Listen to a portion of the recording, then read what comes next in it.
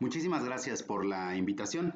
Pues vamos a hablar del ultrasonido cardíaco a la cama del paciente. Es muy importante hacer la diferenciación de este modelo universal, que es deseable que la mayoría de los neonatólogos tengan, con lo que es la ecocardiografía funcional, que desde hace ya pues, más de 30 años son neonatólogos con formación en ecocardiografía avanzada para abordar escenarios complejos de inestabilidad hemodinámica neonatal. El POCUS contra la consulta hemodinámica, pues hablamos de un modelo universal, disponibilidad 24/7, es muy importante por eso, la diseminación, sobre todo entre los neonatólogos en formación más jóvenes, que tengan una serie de aptitudes, de habilidades para poder identificar escenarios, tomar las primeras decisiones y siempre va encaminado a pedir ayuda, poder pedir una interconsulta, ya sea a cardiología o a algún neonatólogo que tenga la formación completa para hacer ecocardiografía funcional. La ecocardiografía funcional pues ha crecido alrededor del mundo. En México hubo dos programas, uno en el Hospital Infantil de México y posteriormente en el Instituto Nacional de Perinatología. Desgraciadamente pues ahorita no hay ningún programa en activo que tenga neonatólogos con esta formación avanzada. Es muy importante determinar que se ha demostrado que haciendo un fellow de un año con más de 700 ecos bien supervisado, los neonatólogos son capaces de identificar una cardiopatía compleja y referirla a tiempo. Este es un estudio de la doctora Adrienne Bischoff. Vean, analizaron 339 ultrasonidos realizados por neonatólogos, ultrasonidos de primera vez, donde se hacían todos los cortes para identificar anomalías congénitas, y vean cómo hubo concordancia anatómica en 332 casos, no hubo ningún caso de una discordancia mayor, y las discordancias menores pues eran cosas más sutiles. Entonces se ha demostrado que con la formación adecuada el neonatólogo puede abordar estos escenarios complejos, y hoy en día el concepto es de una interconsulta hemodinámica, donde se valoran cosas como el conducto arterioso relacionado a la prematuridad, hipertensión arterial pulmonar, escenarios muy complejos como una malformación arteriovenosa de la vena de Galeno, por ejemplo, choque, el paciente crónico con displasia broncopulmonar, hipertensión pulmonar.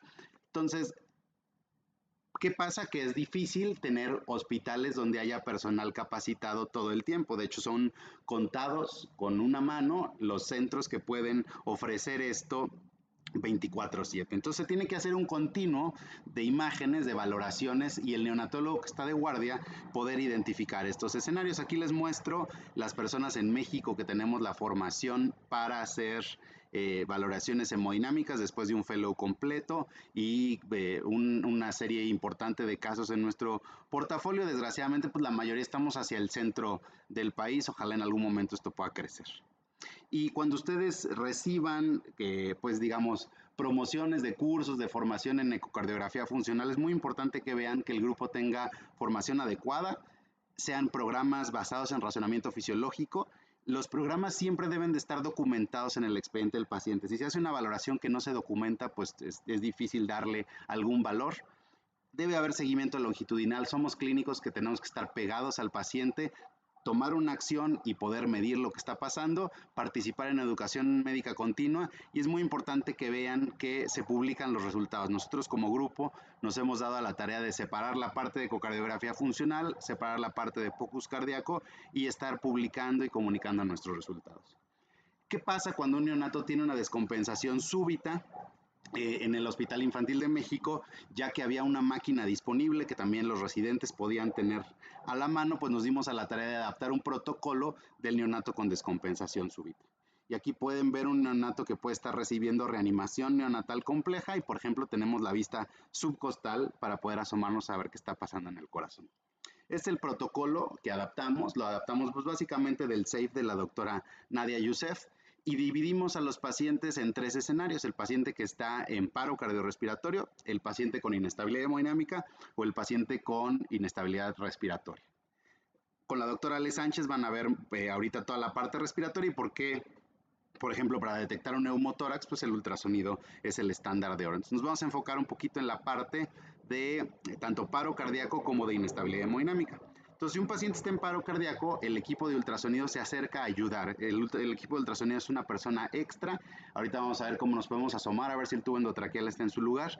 podemos verificar la frecuencia cardíaca y la contractilidad y en vez de auscultar, pues nos vamos a asomar al corazón. Ahorita vamos a ver cuáles son los cortes que se utilizan y pueden ver en el algoritmo cómo nos vamos de ahí yendo a detectar, por ejemplo, un tamponade o a lo mejor quizá, aunque no es cardiovascular de etiología, pero un neumotórax, atención, puede ser la causa de la descompensación hemodinámica. Cuando nos dimos a la tarea de ver cuáles eran las principales vistas que nos sirve a todos los neonatólogos conocer, pues primero es el subcostal en eje largo, que ahorita vamos a ver. Como pueden ver, pueden estar reanimando a un paciente. Ustedes se pueden asomar desde subcostal utilizando el hígado como ventana acústica. Todos los transductores tienen una escotadura, ya sea luminosa o táctil. Esta va a ir más o menos a las 5 de la tarde y vamos a ir barriendo de atrás hacia adelante. Entonces, en la parte más posterior vamos a ver la llegada de la vena cava superior y las dos aurículas. Si nos hacemos un poco más hacia adelante, vamos a ver el ventrículo izquierdo y la salida de la aorta. Y lo más pegado al tórax es el ventrículo derecho y la salida de la pulmonar. Entonces vean, aquí tenemos cómo utilizamos el hígado como ventana acústica, vemos el corazón completo. Lo más posterior que vamos a ver van a ser los dos atrios y la vena cava superior. La siguiente vista, el ventrículo izquierdo y la salida de la aorta, y la última vista, que a veces es la que no se ve tan bonita porque está muy pegada hacia la pared torácica, es el ventrículo derecho y la salida de la pulmonar. Entonces vean, aquí identificando estas estructuras anatómicas, vemos una vista clara del corazón, identificamos cuál es la frecuencia cardíaca, o sea que hay frecuencia cardíaca, cuál es la contractilidad, si hay contractilidad efectiva, que no hay derrame pericárdico, y vemos que se cruzan los grandes vasos. Aparece primero la aorta y después la pulmonar. Vamos a comparar esto mismo ahora con un derrame pericárdico con fisiología de tamponada y en este caso pues además está en asistolia, ¿no? Entonces pueden ver el corazón rodeado de líquido anecoico y pues no hay contractilidad. Igual, este es un bebé que regresa de quirófano en paro cardiorrespiratorio. Vean cómo se están dando compresiones torácicas. Podemos verificar que efectivamente el corazón está en asistolia. Y hemos identificado también en un par de casos donde acudimos por descompensación hemodinámica severa. El paciente se asume que tiene más de 60 de frecuencia cardíaca. El monitor, por ejemplo, en este caso nos marcaba 85, pero no hay una contractilidad efectiva. Esto se ha documentado en diferentes casos. La actividad eléctrica sin pulso puede ser un ritmo importante de paro cardiorrespiratorio y en estos casos que solamente se estaba ventilando al paciente, se deben iniciar las compresiones torácicas. Vean, acá igual podemos ver que este corazón está totalmente arrítmico. Y una vez que vemos en 2D, podemos poner color. El color tenemos que poner la escala de color entre 60 y 80. Esto es para que la velocidad normal del paso de la sangre a través de los vasos alcancemos esa velocidad y no tengamos un submuestreo. El submuestreo ahorita vamos a ver es que en vez de que vean claramente el color azul o rojo, hay que recordar que es azul cuando se aleja del transductor y rojo cuando se acerca al transductor. Eso se llama aliasing o submuestreo y puede ser un dato de obstrucción a los tractos de salida derecho o izquierdo. Entonces lo que hacemos es que ponemos color en la aorta y en la pulmonar y vemos que tengamos este color parejito, azul en este caso porque estamos subcostal, la sangre se está alejando de nuestro transductor y sin este fenómeno de aliasing o submuestreo. O también a veces en esta vista podríamos ver que los vasos no se cruzan o tener la duda si los vasos se están cruzando o no. Vean como aquí en un mismo plano podemos ver tanto la aorta como la pulmonar. Y aquí en un eje largo vean cómo este es el ventrículo izquierdo, la salida de la aorta se bifurca. Entonces aquí pueden ver algunos ejemplos donde el identificar, por ejemplo aquí la asimetría de cavidades con un ventrículo, cavidades derechas muy grandes, las izquierdas pequeñas, alteración en la contractilidad y podemos ver este fenómeno, este mosaico de aliasing en paciente con coartación aórtica. Este paciente donde vemos también que donde debería estar la pulmonar tenemos este mosaico de colores en una atresia pulmonar, o este es un caso donde hubo un embolismo aéreo que genera más o menos como una atresia pulmonar funcional. Y pues también, ¿no? Vemos datos que nos pueden hablar de obstrucción a los tractos de salida. Entonces, esta primera vista subcostal pues es muy útil y lo que vamos a ver es totalmente cualitativo, pero pues nos puede dar mucha información, ¿no? Un derrame pericárdico, ver que verdaderamente está en asistolia, este paciente que estaba con una taquiarritmia, pacientes que a veces tenemos una lectura del electrocardiograma mayor a 60, pero no hay contractilidad, o este otro ejemplo, ¿no? Hay un tumor izquierdo, un tumor cardíaco obstructivo del lado izquierdo. Recientemente el grupo del doctor Yogen Singh publicaron esta revisión de el uso del ultrasonido para la reanimación neonatal. De hecho, citaron uno de nuestros trabajos y pues vean cómo es reemplazar una técnica de imagen sin interrumpir las maniobras habituales de reanimación y ver datos de contractilidad, hipovolemia, tamponade, respuesta a líquidos o incluso también ver la punta de los catéteres. Esto lo vamos a ver con nuestros otros ponentes también en este simposio. Y lo mismo, ¿no? Es la misma imagen que les mostré. Aquí lo pueden ver con un escenario de simulación, cómo puede entrar el ultrasonido a pesar de que se estén administrando medicamentos, dando compresiones, o en el entorno de investigación con un modelo de cordero.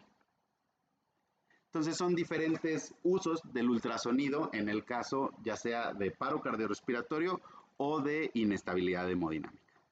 Y es un estudio muy reciente, se publicó demostrando que con el sitio habitual de las compresiones, muchas veces vamos a estar sobre las cavidades derechas.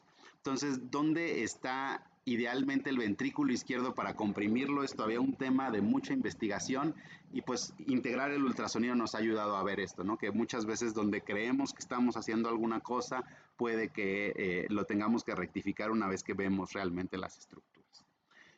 Si pasamos del escenario de paro cardiorrespiratorio y tenemos inestabilidad hemodinámica y nos lo permite el paciente, también una imagen que pueden aprender a tomar es la imagen de 4 cámaras. Para esto, el transductor va a ir más o menos debajo de la tetilla izquierda con la escotadura marcando más o menos a las 3 de la tarde y vamos a identificar pues las 4 cámaras, los 2 atrios, el derecho y el izquierdo, el septo interventricular, la tricúspide, el ventrículo derecho, la mitral y el ventrículo izquierdo. Normalmente, pasando la etapa de transición, las cavidades izquierdas son notoriamente pues más grandes que las del ventrículo derecho. Ahora, aquí podemos incluir un fenómeno cuantitativo. Si tienen modo M, se puede hacer un modo M del anillo tricuspidio, del anillo mitral, y esto se llama TAPSI o MAPSI, y esto lo pueden, los milímetros de desplazamiento de la base al ápex, ustedes los pueden comparar con una tabla normativa. Entonces aquí pueden ver un 4 cámaras, este se ve un poquito más delineadito porque fue después de drenar un derrame pericárdico. Identificamos el atrio derecho, la tricúspide, el ventrículo derecho, el septo interventricular, el atrio izquierdo, la mitral y el ventrículo izquierdo. Entonces aquí vamos a examinar igual el cambio en el tamaño de la cavidad ventricular durante la sístole. Si hacemos un modo M del lado derecho, vamos a tener el TAPSI, que seguramente lo han escuchado de los reportes de cardiología. Y el MAPSI no se utiliza tanto habitualmente porque ya hay otros métodos mucho más fidedignos para ver el ventrículo izquierdo, pero bueno, como una medida de POCUS es algo bastante interesante a tomar en cuenta, sobre todo porque está bien, digamos, tenemos los valores normativos por edad gestacional y por peso. Entonces ya vieron una contracción normal, vean este corazón, como el cambio de la cavidad ventricular pues es muy poco, el corazón está nada más brincando y esto es un caso de miocarditis por herpes. Igual, aquí podemos ver el 4 cámaras donde hay una arritmia. Y la parte cualitativa, aquí podemos ver que la contractilidad se ve más o menos normal, pero el volumen es insuficiente. Vean cómo las paredes se tocan en la sístole, se vacía totalmente el corazón. O aquí podemos ver cómo también hay volumen insuficiente, pero la contractilidad está terriblemente alterada. Igual, aquí podemos ver un corazón donde la contractilidad se ve adecuada, pero vean cómo se ve sobrecarga de las cavidades izquierdas, ¿no? Se ven mucho mayores a lo normal. O esta otra, donde se ve un corazón con sobrecarga, mucha dilatación de las cavidades derechas en esta ocasión y la contractilidad sumamente anormal. Entonces, estar viendo estos 4 cámaras, y lo pueden hacer en compañía de sus cardiólogos para formar equipo, les puede ayudar a tomar las primeras decisiones en lo que se hace una valoración. Aquí podemos ver, ¿no?, un derrame pericárdico con fisiología de tamponamiento cardíaco. Esto fue, para que se den una idea, un bebé que solamente tenía antibióticos. Esto es líquido transparente y fueron los antibióticos de la punta de un catéter desplazado. Ahora, algo que puede servir de agregar a estas 4 cámaras es ver la cava inferior. Aquí no sirve las mismas medidas de colapsabilidad de la cava que están validadas para edades mayores. Aquí es simplemente cualitativo.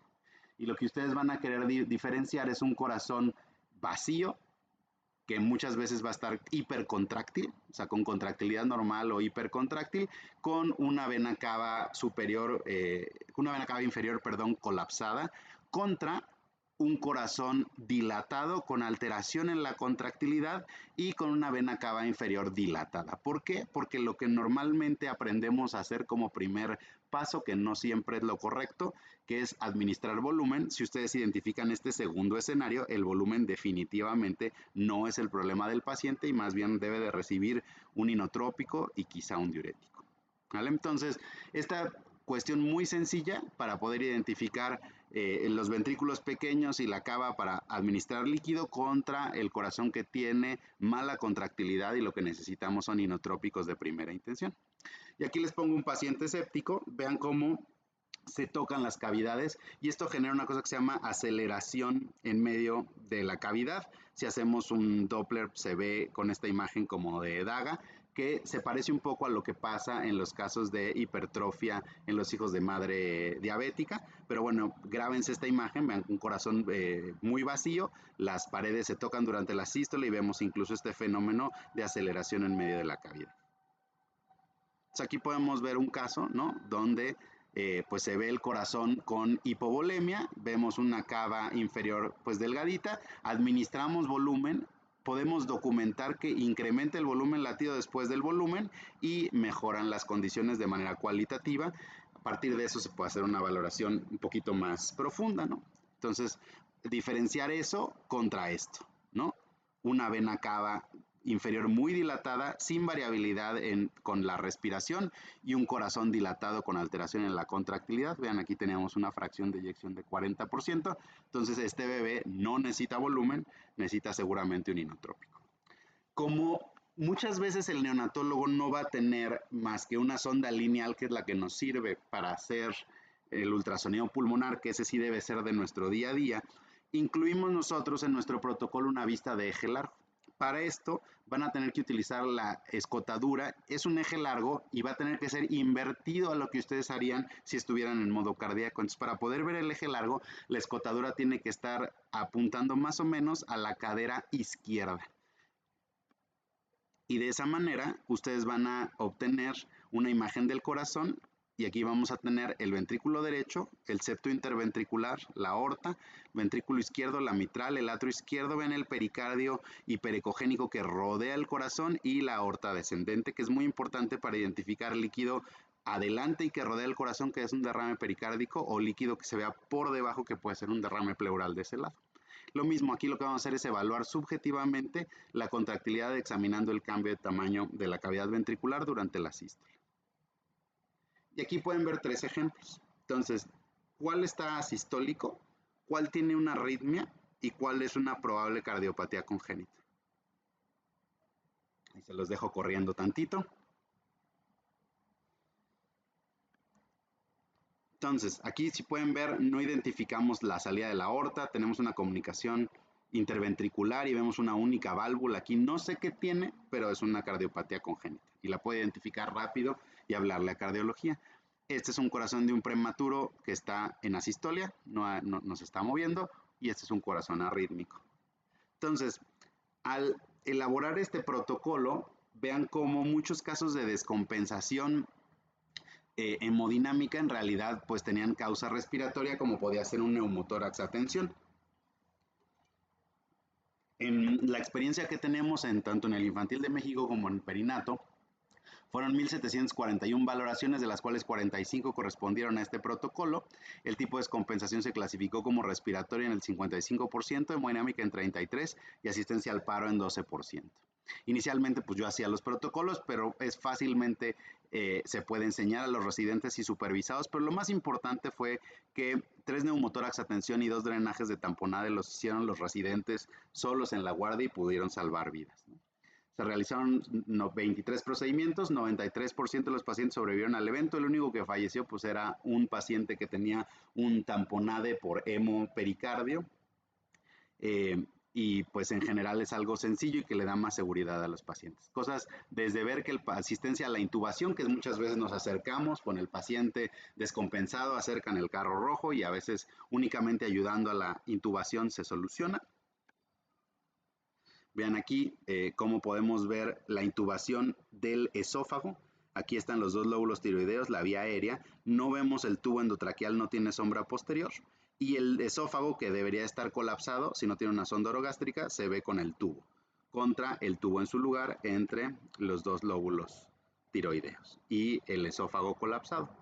Identificar adecuada intubación. Y bueno, nos vamos a enfocar ahorita en la parte cardíaca, cómo se pudieron identificar alteraciones en la contractilidad, se pudieron identificar casos de derrame pericárdico y casos donde la alteración en la contractilidad era por una cardiopatía congénita. El neumotórax, esto lo van a ver con la doctora Ale, pero bueno, pues es un paciente que habíamos visto que con 2 dosis de surfactante con muy mala respuesta, y si sabíamos que el paciente se veía normalmente así y vemos que no hay deslizamiento pleural, hay puras líneas A, no hay ni una sola línea B, en segundos diagnosticamos un neumotórax a tensión. En este caso, por ejemplo, nos hablaron por descompensación hemodinámica, no respiratoria.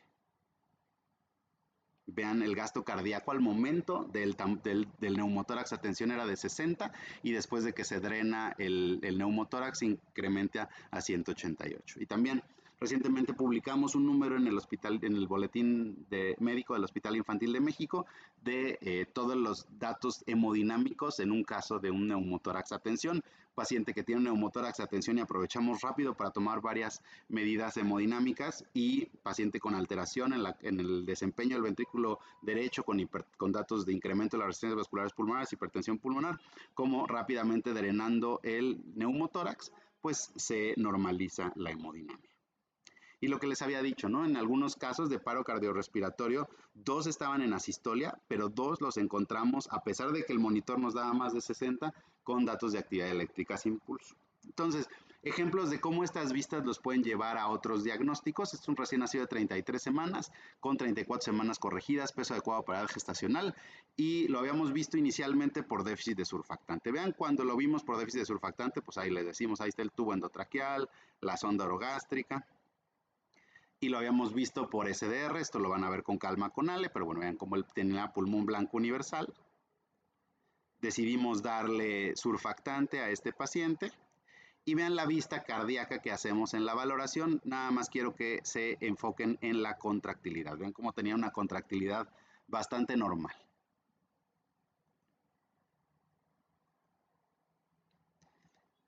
Después de esta primera valoración, nos hablan 1 o 2 días después, el paciente está pálido, con llenado capilar prolongado. Por datos de choque ya le habían pasado 2 cargas de solución fisiológica, le habían iniciado vancomicina, amicacina y habían iniciado tratamiento con dopamina. Persistió hipotenso, le agregaron norepinefrina, y vean a la hora de hacer el SAFE, la persona que lo hizo, como vean el ventrículo izquierdo. ¿Se acuerdan que teníamos una contractilidad muy normal? Pues ahora está bien alterada la contractilidad. Vean cómo casi no hay cambio en el tamaño ventricular durante la sístole. Y el pulmón pues se veía ya muy normal, incluso un poquito sobredistendido. Entonces la persona que hace este protocolo SAFE identifica la alteración de la contractilidad y hacemos una valoración hemodinámica. Vean ahora cómo comparamos la primera imagen del eje largo que habíamos tomado en este protocolo. Nosotros agregamos esta imagen a nuestras valoraciones de pulmón y podemos ver la comparación del corazón, que tenía una contractilidad normal, a en este momento que podemos identificar visualmente que tenemos una alteración en la contractilidad. Y aquí pueden ver, ¿no?, cómo se vería el 4 cámaras. cómo se vería el eje largo ya en un ecocardiograma y las vistas que habíamos visto del eje largo subcostal, ¿no? La caída de la cava superior, los dos atrios.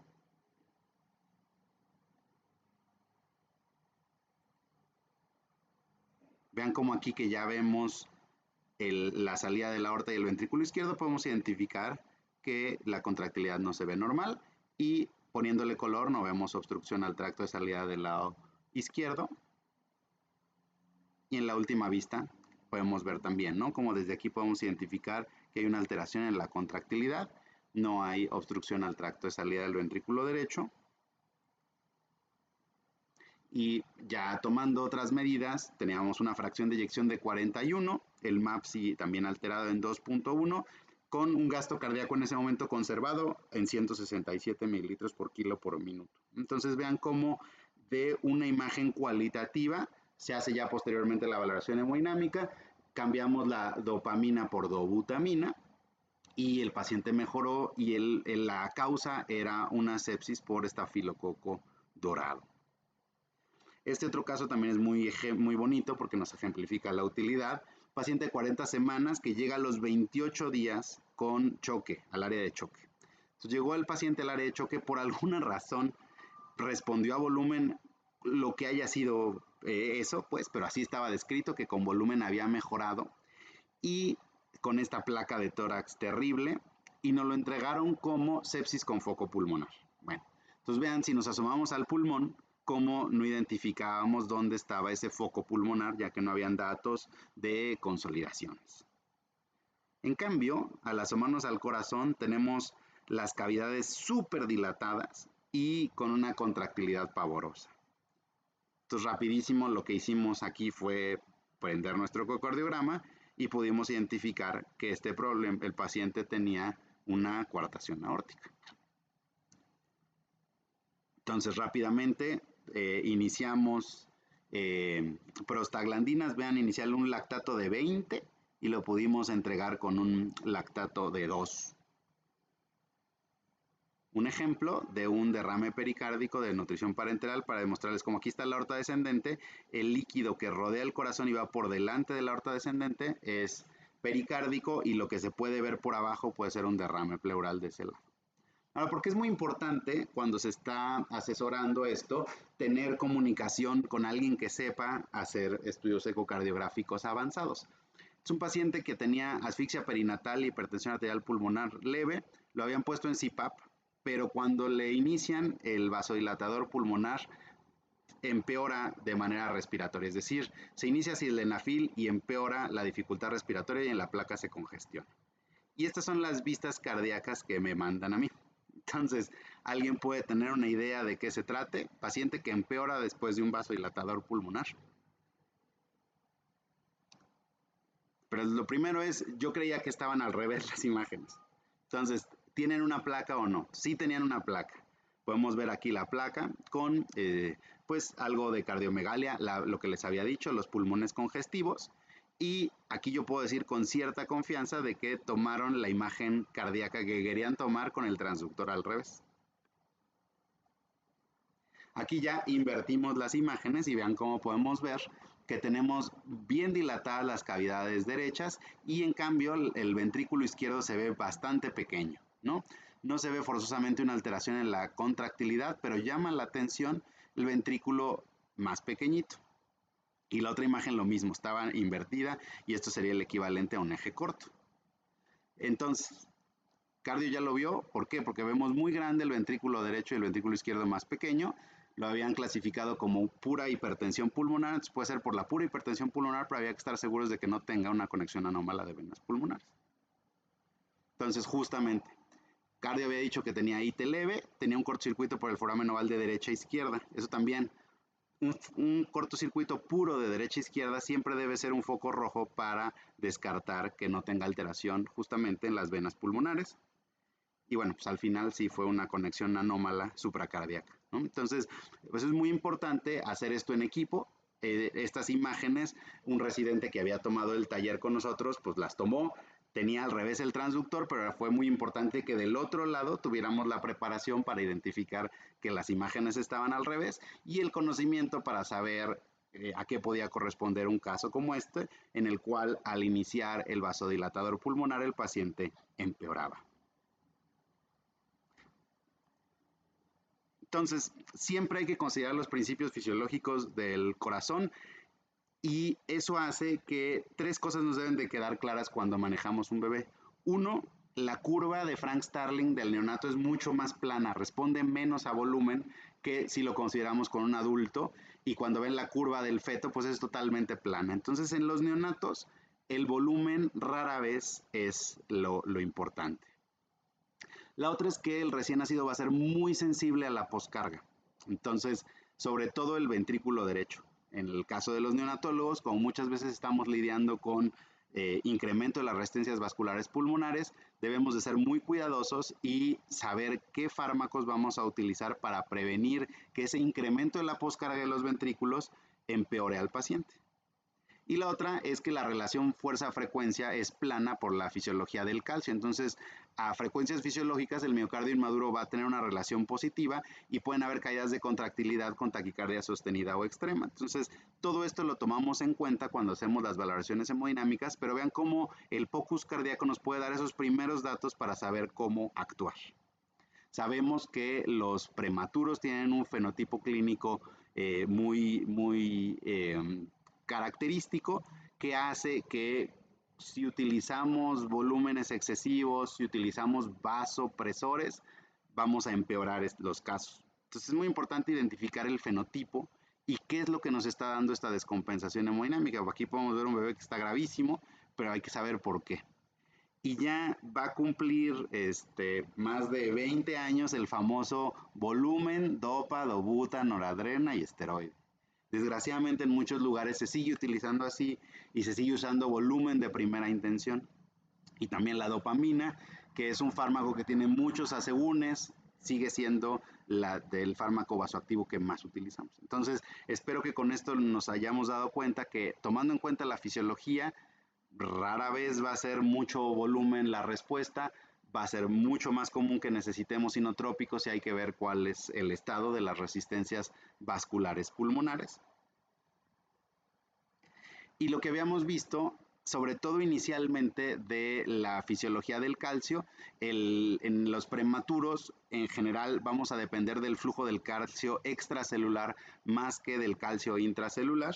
Y otro dato que es muy importante es que en las primeras semanas de vida, la transición del metabolismo dependiente de carbohidratos a dependiente de ácidos grasos va a suceder. Entonces, inicialmente, una hipoglucemia puede ser el caso. Y aquí les muestro en la experiencia que tenemos, vean este caso de descompensación hemodinámica, el problema era una hipoglucemia profunda.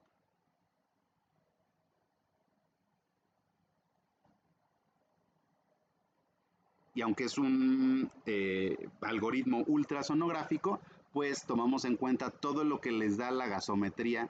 Una gasometría bien calibrada les va a dar todos los electrolitos, calcio iónico, lactato. Entonces, todo esto nos ayuda a integrar qué le está pasando a nuestro paciente. Y bueno, finalmente quiero aprovechar para invitarlos este 30 de mayo como parte de las actividades de la Asociación de Médicos Neonatólogos de la Ciudad de Valle de México. Vamos a dar justamente un taller de este algoritmo ultrasonográfico para el paciente con descompensación súbita, donde vamos a abordar el ultrasonido de vía aérea, el ultrasonido pulmonar y el POCUS cardíaco. Muchas gracias por su atención.